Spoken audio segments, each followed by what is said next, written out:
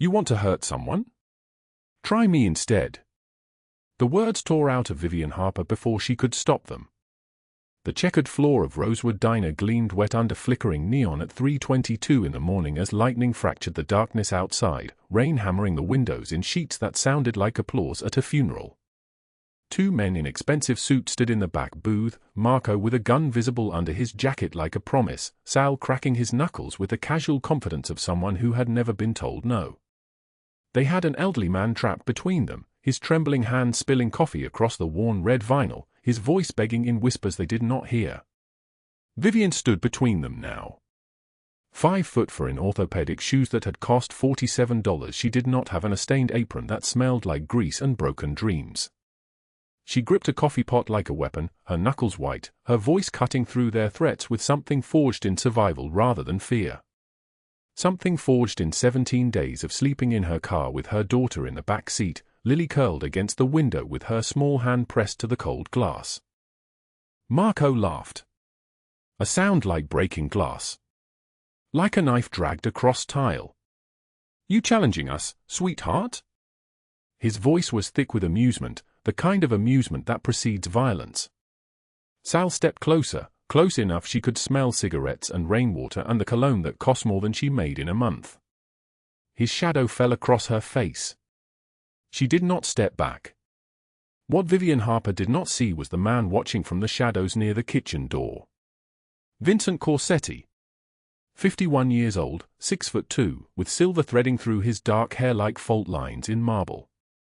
He wore a black cashmere coat worth more than her annual salary, and underneath, a tailored suit that had been fitted by a man in Milan.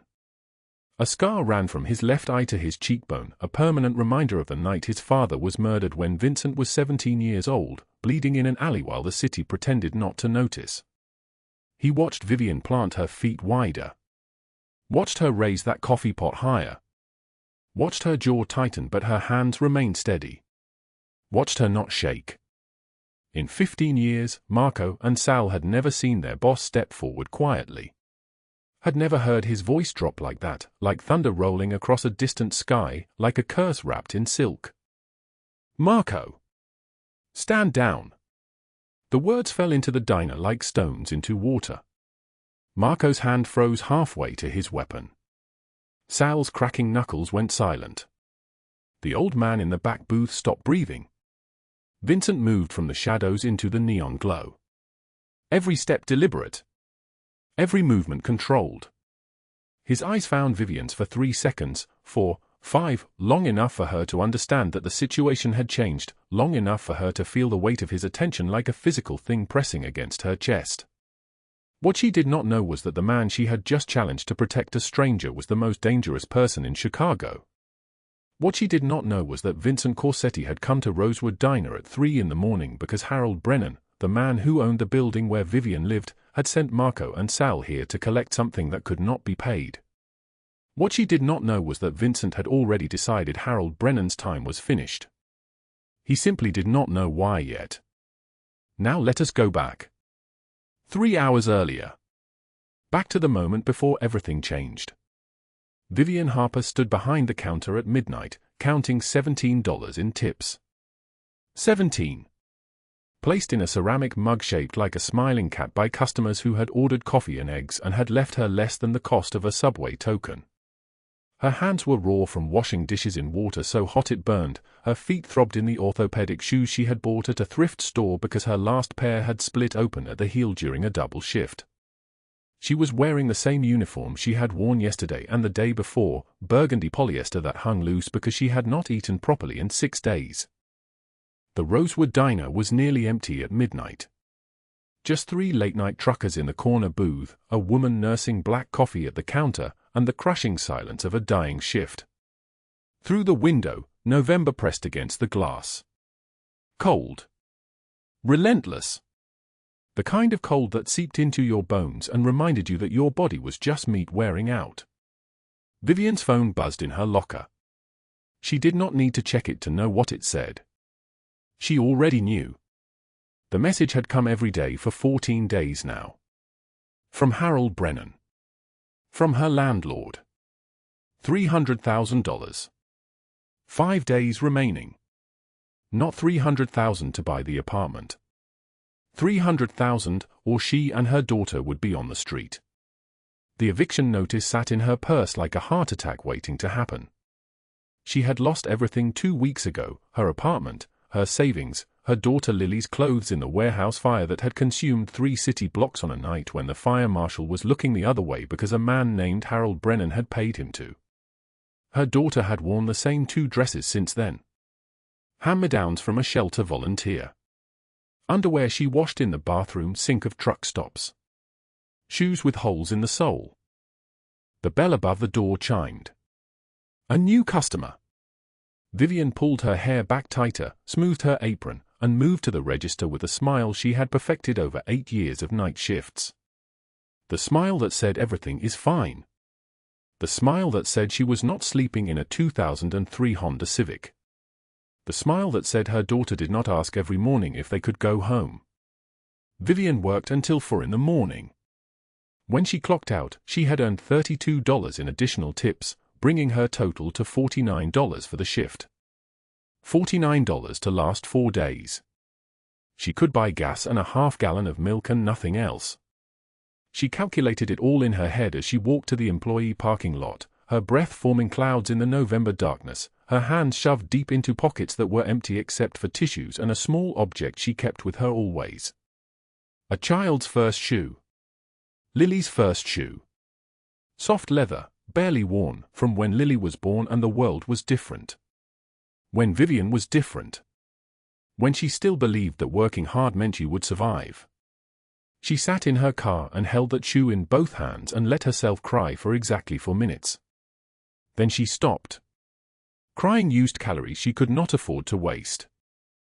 The car still smelled like Lily, a combination of Johnson's baby shampoo and something sweetly innocent that made Vivien's chest ache. She reclined the passenger seat slightly and closed her eyes and listened to the November wind howling through the parking lot like something alive and hungry. At 6 in the morning, her phone alarm went off. She had to pick up Lily from her friend Mrs. Chen's house.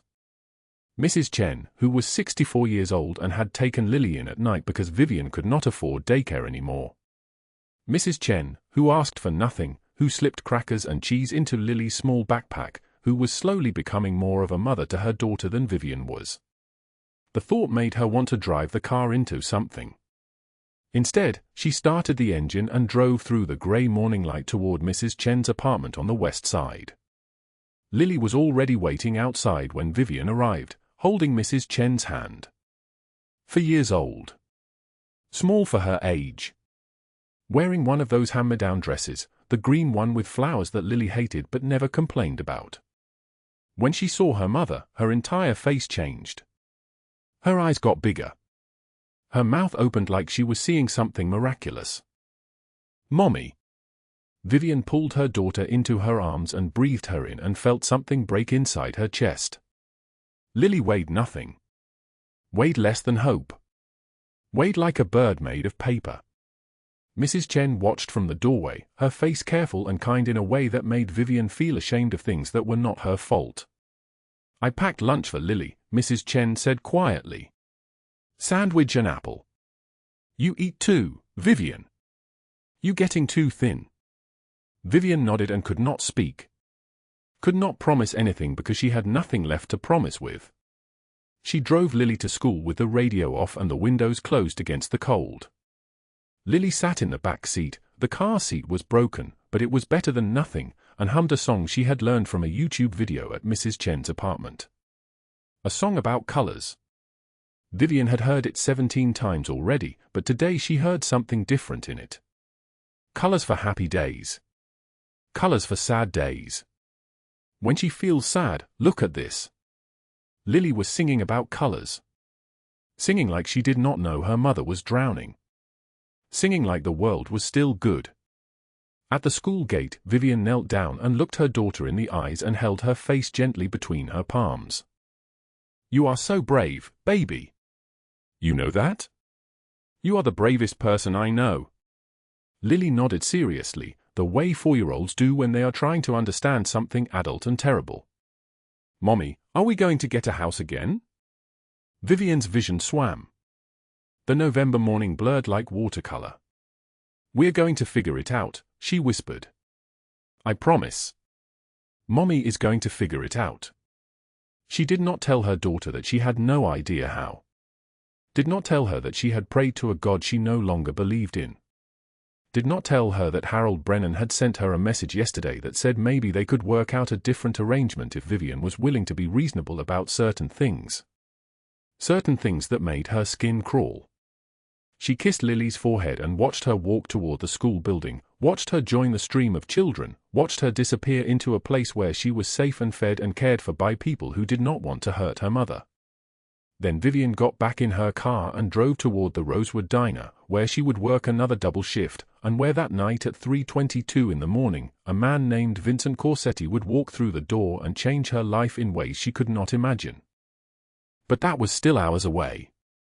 For now, there was only the cold in the car and the $49 in her pocket and the sound of the November wind outside, howling like something trying to break in. At Corsetti's mansion on the North Shore, in a study lined with books that Vincent had never read but had purchased because his interior designer insisted they looked good, Vincent stood before a wall of monitors showing the surveillance feeds from his various operations. Casinos. Nightclubs. Shipping operations. Import businesses. Money laundering operations disguised as restaurants and laundromats and real estate companies. The empire was vast.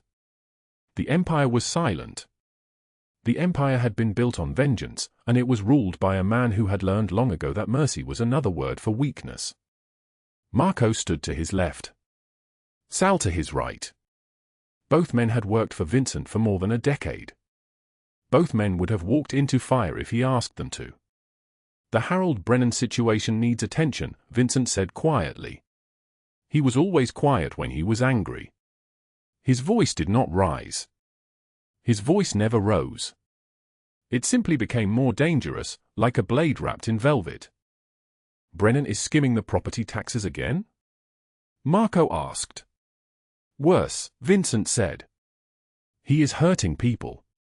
Specifically, he is hurting women who cannot afford to hurt back." Marco and Sal exchanged a look. This was not typical. Vincent did not usually concern himself with individual cases of cruelty.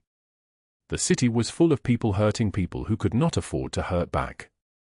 It was the nature of power. "Go to Rosewood Diner on 8th Street, Vincent continued. "There is a waitress there. Vivien Harper. I want to know everything. Her situation. Her daughter. Her debts. Everything." The men left without asking why. That was what loyalty meant in Vincent's world. It meant accepting orders without understanding the reasons behind them. Vincent returned to the monitors and watched the city pulse with life at 3 in the morning. Somewhere out there, people were breaking. People were asking God for help. People were deciding whether to live or die. He did not know that one of those people was about to change everything. The diner clock read 11:27 p.m. when Vivien Harper's phone alarm screamed from the back seat of her 2004 Honda Civic, parked behind the dumpsters where nobody would see her sleeping there. 7-year-old Lily stirred under a donated blanket, her small face pressed against a stuffed rabbit that smelled like smoke from the warehouse fire. 14 days ago, that fire took everything. Everything. Vivien extracted herself from the cramped back seat. Her lower back screamed. Her orthopedic shoes waited on the passenger floor beside a Ziploc bag containing one precious object, Lily's first pair of baby shoes, so small they fit in the palm of a hand, kept through every hardship, every move, every moment of being homeless at 19, the only thing she grabbed from the flames. She looked at her daughter sleeping. 7 years old, and she had already learned not to cry when the sirens came. Vivien closed the car door softly and walked toward the diner's back in trance. Inside Rosewood Diner at midnight, the air hung thick with stale coffee and grease. 2 truckers sat at the counter reading newspapers they had already read. A woman in booth 7 dealt tarot cards to herself, whispering something Vivien could not hear. The red and white checkered floor stretched toward the kitchen like a checkerboard in hell. Manager Jerry stood by the register, his belly stretching his white shirt, his face the color of raw chicken. He looked up when she entered. "Double shift again, Viv?" "That's 72 hours this week," he said. His voice was neither kind nor unkind.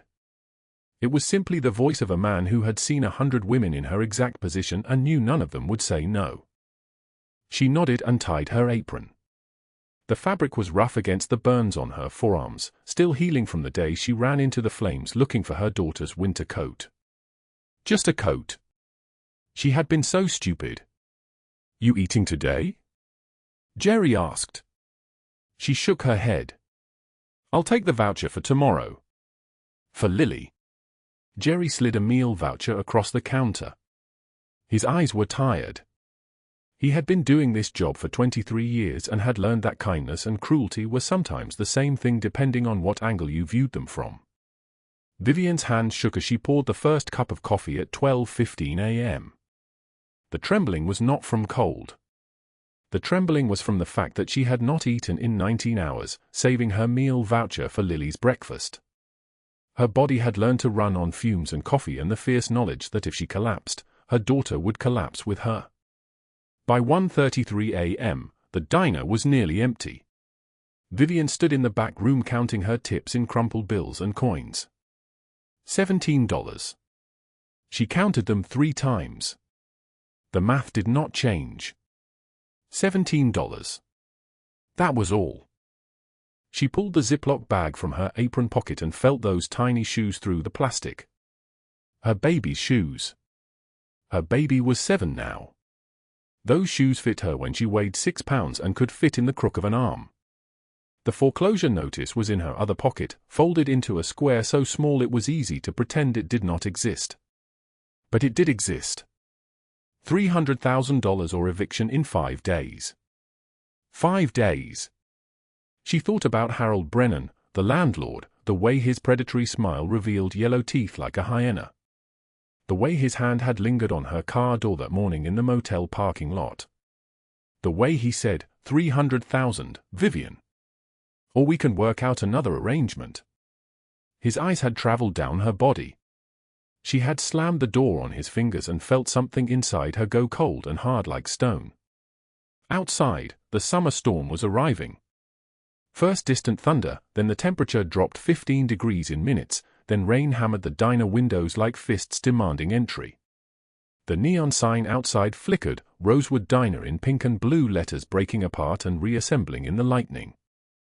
At 2:16 a.m., Vivien stood at the window watching the sky crack open again and again. The lightning was white like bone, violent and brief. She thought about the homeless shelter that would not take them because Lily was too old. She thought about the $17 that would not even buy 3 days of food. She thought about the tiny shoes in her pocket, the only thing she had kept from the before time, when she still had an apartment and a job that paid enough to survive. Jerry appeared beside her with a cup of coffee. "On the house," he said quietly. "You look like you're about to break." She took the coffee. It was still hot. In her world, hot meant someone cared enough to pour it fresh. "I'm not going to break," she said. "I don't have the luxury of breaking." Her voice sounded like someone who had been broken once already and had decided that happening again was simply not in the budget. Jerry nodded and walked back to the kitchen. He understood that some people were not allowed to break. Some people had to hold together because other people depended on the shape they held. The storm was getting worse. The wind pressed against the diner walls like something trying to break through. Vivien could hear it now, not just see it, the deep howling sound of weather turning violent. The temperature dropped another 5 degrees. The windows fogged from the inside where warm diner air met cold glass. She did not know that in 37 minutes, a black SUV would pull up outside Rosewood Diner. She did not know that 2 of Vincent Corsetti's men would walk through that door soaking wet and terrified, running from something that was chasing them. She did not know that one of those men would corner an old man named Samuel in the back booth and put a gun to his ribs while demanding information about a missing shipment. She did not know that she was about to make a choice that would change everything. At 3:18 a.m., Vivien was refilling the coffee cup of the woman reading tarot cards when the front door burst open. The sound was violent and sudden, the heavy glass door slamming against the rubber stopper with a crack like a gunshot. Both truckers looked up. Jerry poked his head out of the kitchen. Two men stood in the doorway, water streaming from their dark suits like they had been pulled from a river. One was tall and muscular with a scar running from his left eye to his jawline. The other was broader, with the kind of brutal face that suggested he had broken many things. Both men had guns visible in shoulder holsters. Both men were terrified. Marco and Sal. These were names Vivien did not know but would soon understand carried weight in certain circles of Chicago. They moved past her without seeing her, because people like them did not see people like her. She was furniture. She was background. She was nobody. They went straight to the back booth where Samuel sat drinking black coffee and reading a novel. Samuel was 63 years old with kind eyes and a wife named Margaret who was sick with cancer. He came to the diner at 3 in the morning to escape the sound of her breathing becoming harder. He was not involved in anything. He was simply in the wrong place. Marco grabbed Samuel by the collar and dragged him up. The coffee cup shattered on the floor, sending brown liquid spreading across the checkered tiles like blood. Samuel's book fell open to a page he would never finish reading. "Where is the shipment?" Marco demanded. His voice was not loud. It was controlled and precise, which made it worse than if he had screamed. "I don't know what you're talking about," Samuel said. His voice was shaking. Sal pressed the gun barrel against Samuel's ribs. Marco's hand tightened on Samuel's collar. Both men had done this before. Both men had done this to many people. Vivien stood frozen with the coffee pot still in her hand. The hot liquid inside was still steaming. She watched Samuel's face turn the color of old paper. And something inside her simply broke. Not the breaking that meant falling apart. The breaking that meant coming open. The breaking that meant all the fear and rage and helplessness she had been carrying for 14 days suddenly had a direction. She walked forward. Her orthopedic shoes made soft sounds against the checkered floor. Step, step, step. Approaching two men with guns like she was approaching a table that needed clearing. "Excuse me," she said. Her voice was barely a whisper, but it cut through the violence in the room like something sharp and unexpected. Marco and Sal turned to look at her. They saw a thin woman in a stained diner uniform with dark circles under her eyes and calloused hands. They saw someone who did not matter. They saw prey. "You need to let him go," Vivien said. She held up the coffee pot like it was a weapon. It was not a weapon. Everyone in the room understood this. She understood this. It did not matter. The coffee pot was still hot. That was all she had. Heat and the willingness to use it and the terrible knowledge that she had nothing left to lose because she had already lost everything. Marco's hand reached for his gun. Sal's grip tightened on Samuel. And in that moment, the back door of the diner opened, and Vincent Corsetti stepped into the kitchen like someone stepping into his own home. He was tall, 6'2", wearing a charcoal suit that cost more than Vivien earned in 3 months. His dark hair was silver at the temples. His eyes were storm gray and impossibly cold. There was a scar running from his left eye to his cheekbone, white against his tan skin. On his left wrist was a gold watch that cost more than she had ever seen in her life. He moved forward without seeming to move. Everything about him was controlled. Everything about him suggested that he had learned a very long time ago how to be dangerous without appearing to try. "Release him," Vincent said quietly. His voice was deep and solid like an oath. It was also the voice of a man who did not accept refusal. Marco and Sal released Samuel immediately. Samuel fell to the floor, coughing, touching his ribs where the gun had been. Nobody moved. Nobody breathed. Vincent's eyes moved to Vivien. She stood there with the coffee pot still raised, still believing she might need to use it, still operating from the logic of someone who had learned that survival required being ready for anything. "You can lower the coffee," Vincent said. He was not smiling. His expression did not change at all. But there was something in his eyes, something that suggested he was seeing her for the first time, really seeing her, the way people usually looked right past her. She lowered the coffee pot. Her hands were shaking badly now. The shaking was delayed response, the body finally understanding what the mind had been refusing to acknowledge. You had just threatened 2 armed men with a coffee pot. You were probably going to die. Vincent turned to Marco and Sal. These men who had worked for him for more than a decade, these men who would have walked into fire if he asked them to, these men were suddenly very small. "Wait outside," he said. They did not ask why. They left without speaking. That was what loyalty meant in Vincent's world. It meant accepting orders without understanding the reasons behind them. Samuel slowly stood up, his hand still on his ribs. Vincent gestured toward the front door. "You should go home to Margaret," Vincent said. "Tell her that Harold Brennan will not be bothering anyone anymore. Tell her to get the treatment she needs." Samuel's face changed. Shock, confusion, gratitude, all of it passing over his features like weather. He nodded without speaking and left through the front door into the storm. Then it was just Vincent and Vivien and the sound of rain hammering the windows and the broken coffee cup on the floor and the knowledge between them that something had shifted. "Who are you?" Vincent asked. "My name is Vivien Harper," she said. Her voice was barely a whisper, but it did not shake. She had already given herself away. There was no point pretending to be smaller than she was. Vincent looked around the diner. He looked at the stains on her uniform. He looked at her calloused hands. He looked at the orthopedic shoes that suggested pain that had been ongoing for years.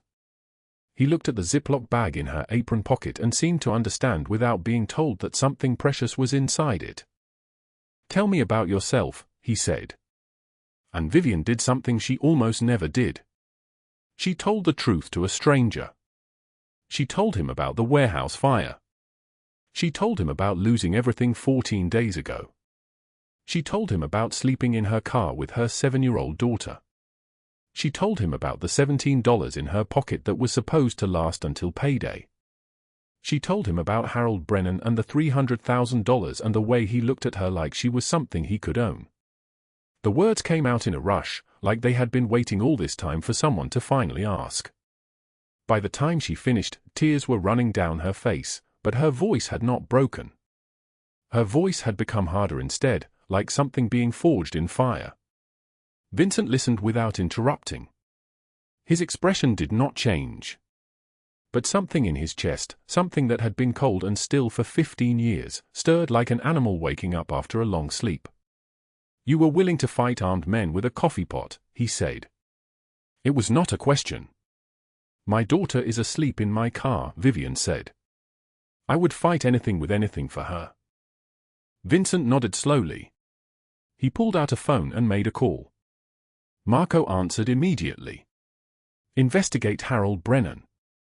Everything. His properties, his finances, his connections. His personal life. Everything. And find out about Vivien Harper. Where she lives, where she works, who she knows. Everything." He hung up and looked at her. "You should go home to your daughter," he said. "The rain will pass soon. The storm always passes. Why are you helping me?" she asked. "I am nobody." Vincent's eyes met hers. In those storm-grey eyes was something she could not name, but it reminded her of looking into a deep well and not being able to see the bottom. "Because the people who did this believed you were nobody," he said. "And that belief needs to be corrected." He turned and walked toward the back door. At the threshold, he paused. "My men will leave you alone," he said. "The city will leave you alone. You will not be bothered anymore." He disappeared into the darkness, leaving her standing in the diner with a broken coffee cup at her feet and the certainty that her life had just changed in a way she could not yet understand. The rain continued to fall on Chicago. The summer storm raged against the windows of Rosewood Diner like something alive and furious. And in her car parked behind the dumpsters, Vivien's daughter slept on, still holding the stuffed rabbit, still dreaming dreams that did not include fire or loss or the terrible mathematics of survival. What she did not know was that in 3 days, Harold Brennan would disappear. In 5 days, Cordelia Blackwood's entire criminal network would begin to collapse. In 1 week, she would no longer be fighting to keep her daughter alive. In 1 year, everything would be different. Everything would be transformed. But for now, in this moment, she simply climbed back into her car and sat beside her sleeping daughter and felt something like hope beginning to grow in the broken places inside her. The rain fell harder now, fat drops pounding against the penthouse windows like fists demanding entry. Vincent Corsetti stood in his office on the 42nd floor, 3,000 feet above the streets where Vivien Harper counted $17 and tried to decide if she should eat or let her daughter eat. He held a folder. Inside were photographs, bank statements, property deeds, and the name of every person who had profited from the warehouse fire that took everything from her. Harold Brennan's face stared up from the top page, 61 years old, receding hairline, thin lips that had learned to smile in cruel ways. But beneath Brennan's name was another name, and that name made Vincent's hands still. Cordelia Blackwood. 53, silver-haired, more dangerous than any man because she understood that money was more corrosive than violence. Money could erase you without ever touching you. Vincent's phone rang. Marco's voice came through tight and controlled. "Boss, we found something." The fire that burned her building? It wasn't an accident. Brennan and Blackwood owned the property. They displaced 40 families, pocketed the insurance, and sold the land to a development corporation Blackwood controls. The woman and her kid weren't targets. They were collateral damage in a real estate scheme. Vincent closed his eyes. Collateral damage. The words his father's killers probably used. Just business. Nothing personal. "Keep digging," Vincent said. "I want every property they've taken. Every family they've displaced. Every official they've paid off. And Marco? Find out where Cordelia Blackwood lives, where she eats, where she sleeps. I want to know her entire life by sunrise." He ended the call and looked out at Chicago, the city he owned, the city that had taught him that power meant nothing if you couldn't protect the people who mattered. His father had been powerless. Vincent had sworn he would never be. But power without purpose was just another kind of prison. Meanwhile, at the weekly motel on Ashland Avenue, Vivien was packing what little remained, 3 changes of clothes for Lily, a toothbrush, the Ziploc bag containing those pink baby shoes. Mrs. Rodriguez sat on the bed, her weathered face creased with worry. "Harold called," Mrs. Rodriguez said quietly. "He says if you don't have the money by tomorrow, he's filing the eviction. Says he's accelerating everything. Vivien, I don't know what you did, but people are talking. The shelter coordinator told me someone's been spreading rumors that you're unstable, that you drink, that you're a bad mother. I know it's lies, but lies have a way of becoming truth if you repeat them enough." Vivien's hands trembled as she folded a small shirt. "I didn't do anything." "No. But someone did something to you." Mrs. Rodriguez stood and touched Vivien's shoulder. "That man you met in the park, Vincent Corsetti? I looked him up online. He's dangerous, Meja. Very dangerous. Getting mixed up with him." "I didn't get mixed up with him. He approached me." "Exactly. Men like that don't approach people unless they want something." Vivien didn't respond. She was thinking about his eyes, storm gray, ancient, carrying the weight of 15 years of vengeance. She was thinking about how he'd asked her about the burns on her hands, not with pity but with something that looked like recognition. Like he'd seen the inside of his own damage reflected in hers. That night, lying beside Lily in their car, Vivien couldn't sleep. The temperature was dropping. September in Chicago turned cold fast. She adjusted the blanket over her daughter and checked the fuel gauge. Half a tank. If she drove carefully, she could last 3 days. After that, she'd be sleeping in a warm shelter if they'd take her. If the rumors hadn't beaten her there. She pulled out her phone and found a text message from an unknown number, "Pack 1 bag. Be ready. VC." Her heart hammered. She texted back, "Ready for what?" The response came in seconds, "Trust." Across the city, in a warehouse on the south side that hadn't been used in 12 years, Vincent was setting something in motion. 12 men in black tactical gear moved through the space like ghosts, checking equipment, reviewing photographs, memorizing faces. One of the photographs was Harold Brennan. Another was Cordelia Blackwood. And scattered throughout the warehouse were documents, proof of fraud, displacement, extortion, bribery. Marco approached his boss. "Everything's set for tomorrow night. We've located Brennan at his office building. Blackwood's at her penthouse. We can move on both simultaneously." "Not yet," Vincent said quietly. "Tomorrow morning, I want Vivien Harper moved to safe housing. Somewhere Brennan can't find her. Somewhere Blackwood's network can't reach. Use the safe house on North Shore. Get her and the girl there by dawn." "What about Brennan and Blackwood?" Vincent looked at the photograph of Harold Brennan, this man who had terrorized a woman for money, who had displaced families from their homes, who had watched a fire burn and calculated profit margins while people lost everything. "We gather evidence," Vincent said. "Everything they've done, every person they've hurt, every official they've corrupted. We compile it. And then we destroy them. But not the way people expect. Not quickly. Not with violence. With the truth." He turned to Marco. "Federal prosecutors. News outlets. Social media. By the time we're done, they won't need us to take them down. The system they corrupted will do it for us." Marco exchanged a glance with Sal. In 15 years of working for Vincent Corsetti, they had never heard him talk about destroying someone through truth. Through revelation. Through the law. "This is different," Sal said. It wasn't a question. "Yes," Vincent replied. "This time, it's different." At 5:44 a.m., there was a soft knock on Vivien's car window. She jolted awake, her hand instinctively moving to shield Lily. Through the glass, she saw Marco's face, serious, professional, oddly gentle. She cracked the window. "Yes?" "Boss sent me. You and your daughter need to come with me. Now." Every survival instinct screamed danger. But underneath that was something else, something that had been growing since the moment Vincent Corsetti stepped into the light of that diner and asked her name. Trust.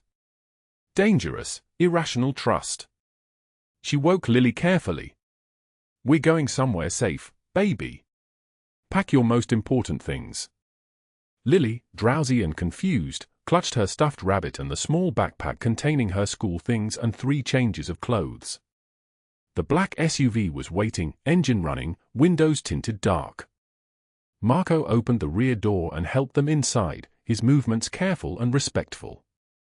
As they pulled away from the motel, Vivien looked back and saw the building where she'd been slowly dying, counting pennies, fighting to keep her daughter alive.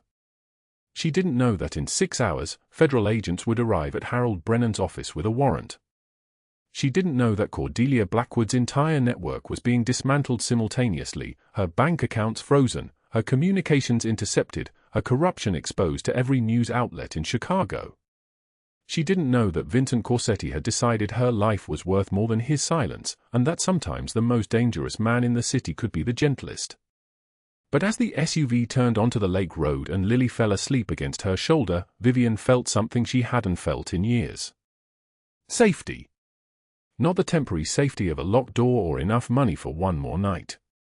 But the deep, bone-level safety that came from knowing someone powerful had decided to stand between you and darkness. And in that SUV, driving north toward the lake house where she and Lily would finally be safe, Vivien Harper closed her eyes and allowed herself to believe that survival might not be all life had to offer. That maybe, just maybe, there was more waiting on the other side of this storm. The rain continued to fall on Chicago. But somewhere in that rain, 2 people were moving toward each other, one running from darkness, one learning that love was stronger than the empire he'd built on stone and silence.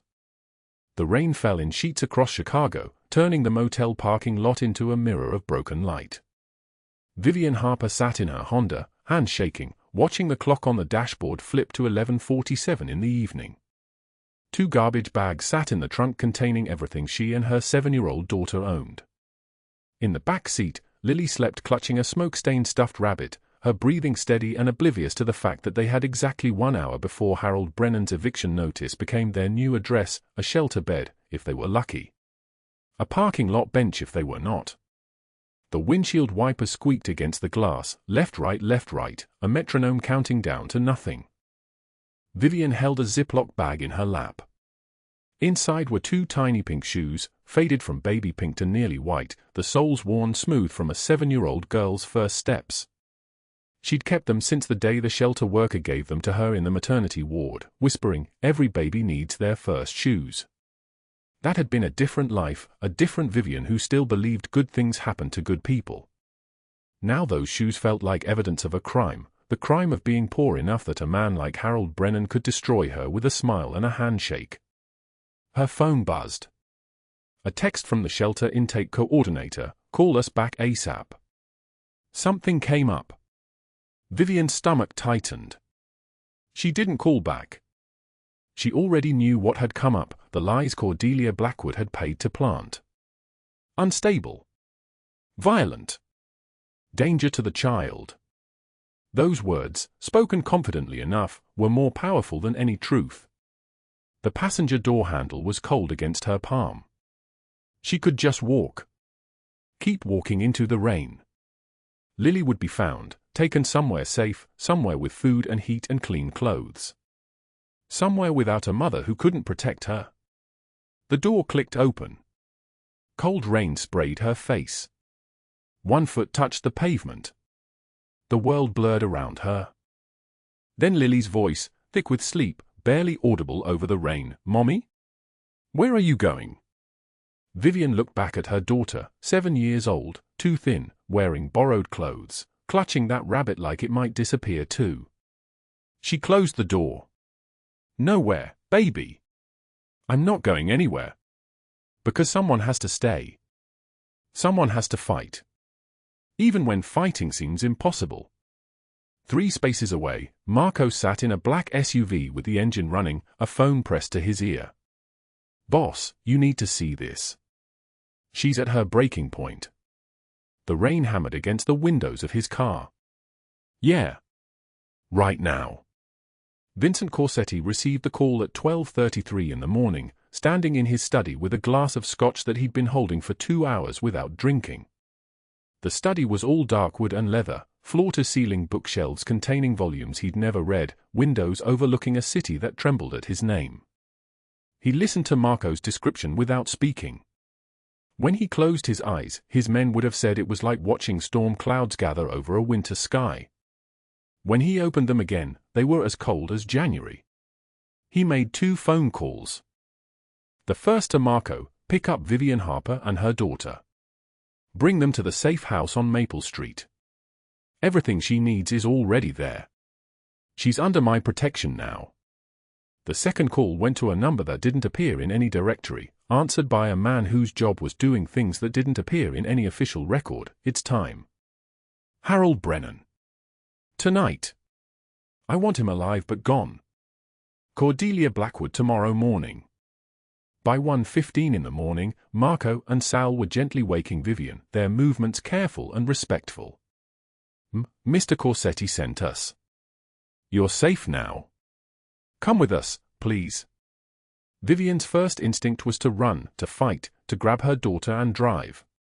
But something in Marco's dark eyes, something that had learned kindness the hard way, made her trust him. She packed what little they had. Lily clutched her rabbit and her school backpack. The black SUV rolled north through the rain with its headlights cutting through the darkness. At 2:14 in the morning, Harold Brennan's suburban house exploded with violence. The windows shattered simultaneously, 3 of them, destroyed by men in black tactical gear who moved like smoke, like predators recognizing wounded prey. Harold stumbled out of bed screaming. Within 45 seconds, 12 men had cleared every room, every exit blocked, the house transformed from a place of sleep into a cage. Marco grabbed Harold by his throat and lifted him clean off the ground, feet dangling. "You made a mistake, Harold. You threatened something that belongs to Vincent Corsetti. Harold's face purpled, his hands clawing at Marco's wrist. I didn't, she's just a waitress. She's under his protection. Which means you're finished. They dragged Harold downstairs in his pajamas, his screams echoing through the house. Vincent Corsetti sat in Harold's own armchair in the living room, waiting like he'd owned the place for years. Which, as of 3 hours ago when Vincent's lawyers purchased Harold's entire portfolio through 17 shell corporations, he did.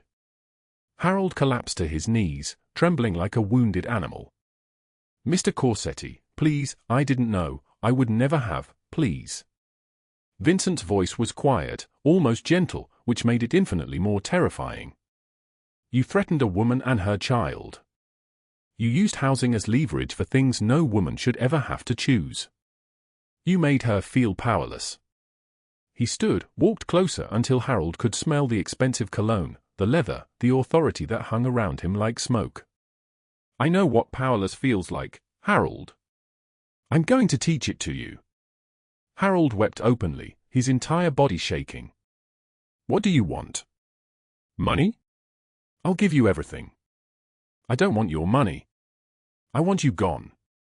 Vincent nodded to Marco and Sal. Harold's screams as they dragged him from the house were almost animal sounds, desperate and primal. Where are you taking me? Please? Someone help me. The door closed. Silence returned. The rain continued. Harold Brennan was never seen again, not by his lawyers, not by his business partners, not by any authority in Chicago. He simply vanished into the night like smoke, like a nightmare waking. At 6:47 in the morning, Cordelia Blackwood was drinking espresso in her penthouse when her world collapsed. FBI is in the lobby. They have warrants. Her assistant's voice shook as she spoke. Cordelia set her coffee down slowly. Warrants for what? Everything. The property acquisitions, the warehouse fire, the zoning bribes, the displaced families, they have documentation for all of it. She walked to her wall of windows overlooking Chicago, watching her reflection fragment across the glass as FBI agents poured into her office behind her. The lead agent's voice was methodical, professional, utterly destroying. Cordelia Blackwood, you're under arrest for arson resulting in displacement of 20 families, bribery of public officials, housing fraud, conspiracy to commit extortion, conspiracy to commit sexual assault, wire fraud. The list continued for 90 seconds. Each charge was a brick in a wall. Each word was a hammer driving nails.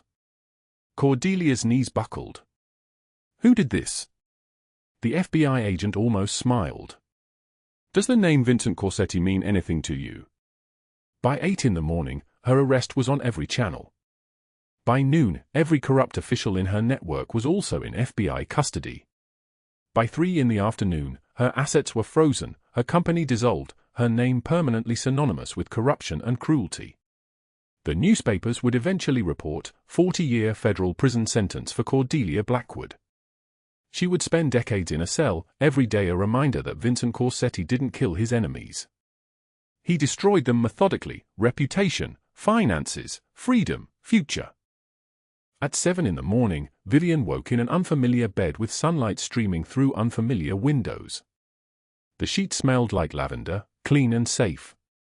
Lily slept beside her, her small body curved into Vivien's side. For 3 seconds, pure panic flooded through her. Where were they? How did they get here? What had happened? Then memory returned. Marco at midnight. Mr. Corsetti sent us. This house on Maple Street. Furniture that matched. A closet filled with clothes in their sizes.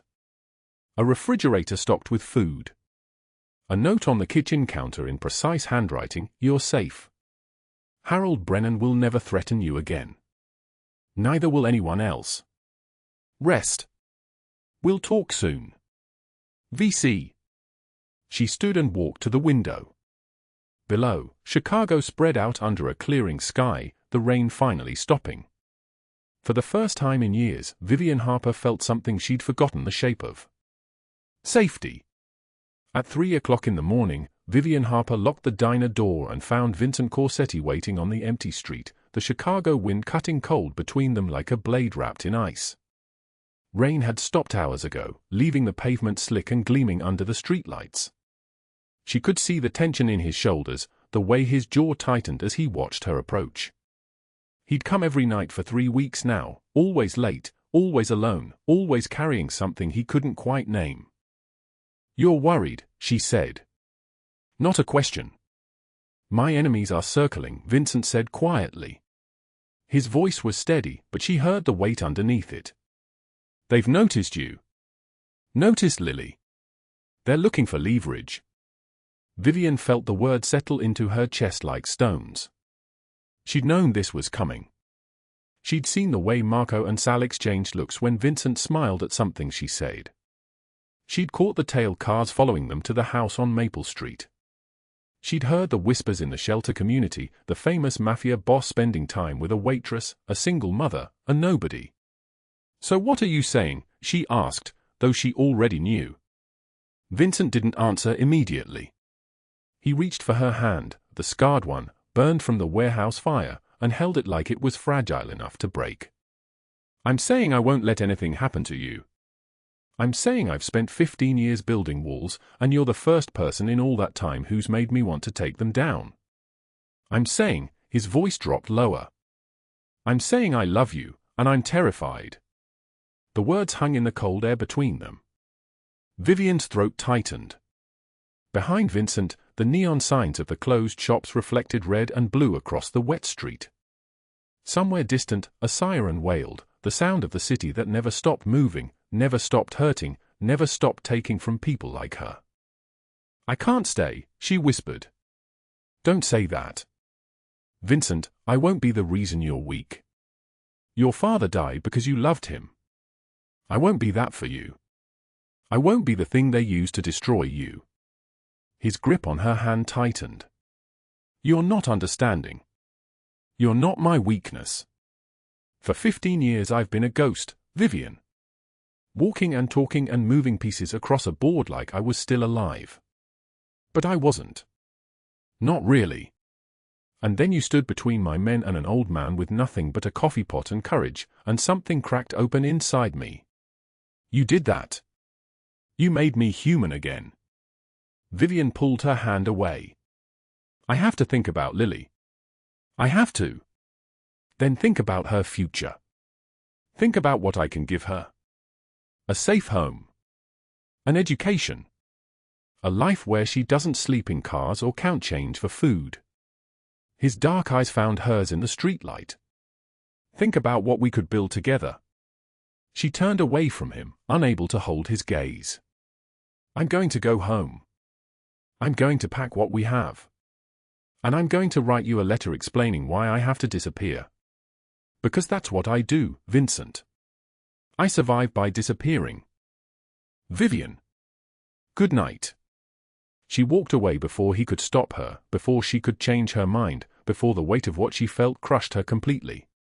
Behind her, she heard the engine of his car start. He didn't follow. He just sat there, waiting, the way he always did. The house on Maple Street was dark when she arrived. Lily slept upstairs in a room with walls painted soft yellow, surrounded by everything a child should have: stuffed animals, books, night lights shaped like stars. Vivien climbed the stairs slowly, stood in the doorway watching her daughter sleep, and felt something break inside her chest. She went downstairs to the kitchen and found notebook paper and a pen that skipped every few words. She sat at the table in the darkness and began to write. "Vincent. I'm writing you this letter because I love you enough to disappear. I see what being close to me costs you. Your men questioning your judgment. Your enemies watching me and Lily, looking for weakness in you. You've spent 15 years building walls to keep yourself safe, and I'm a crack in those walls. I won't be the reason you're vulnerable. I won't be the reason someone hurts you the way they hurt your father. So Lily and I are leaving. I don't know where yet, but somewhere far enough that your enemies can't use us against you. Thank you for saving us. Thank you for seeing me when I was invisible. Maybe someday you'll understand why I had to go. Vivien." She folded the letter carefully and set it on the counter. Next to it, she placed the Ziploc bag containing Lily's first pair of shoes, the ones from the shelter, the only thing she'd managed to save from that fire, the most precious object she owned. A symbol that this mattered. That they mattered. She packed their 2 garbage bags. She gathered the clothes Lily would need. She moved through the house like a ghost, touching surfaces she'd never touch again. The refrigerator full of food. The closet filled with clothes in her size. The bed where she'd slept without nightmares for the first time in years. She was burning it all down voluntarily, walking away from safety because safety had a price she couldn't afford to pay. At 2:30 in the morning, Vivien carried sleeping Lily to the door. The bag in one hand, her daughter in the other, that precious Ziploc bag tucked under her arm.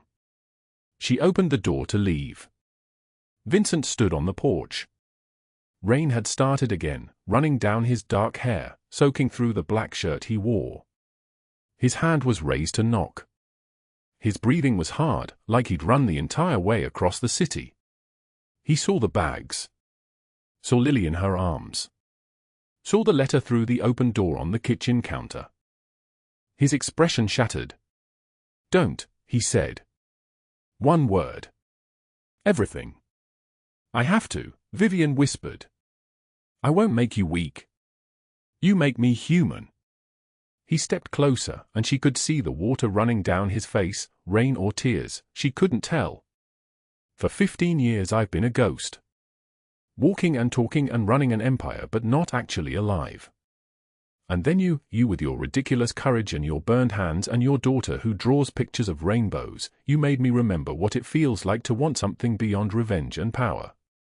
His voice cracked on the last words. "Don't leave," he said.